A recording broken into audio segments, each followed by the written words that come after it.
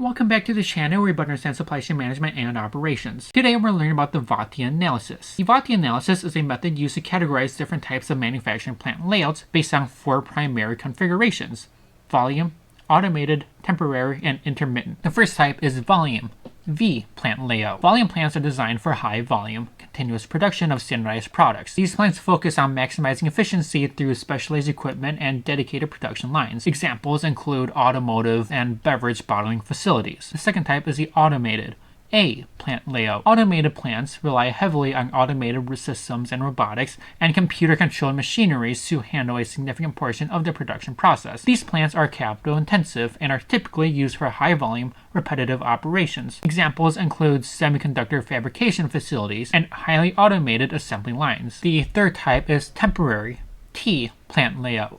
Temporary plants, also known as project or job shop plants, are designed for short-term or one-time production runs. These plants are often set up to handle specific projects or contracts and are disassembled and reconfigured once a project is completed. Examples include construction sites, shipbuilding yards, and temporary manufacturing facilities for prototypes and limited edition products. Finally, the I stands for intermittent, I plant layout.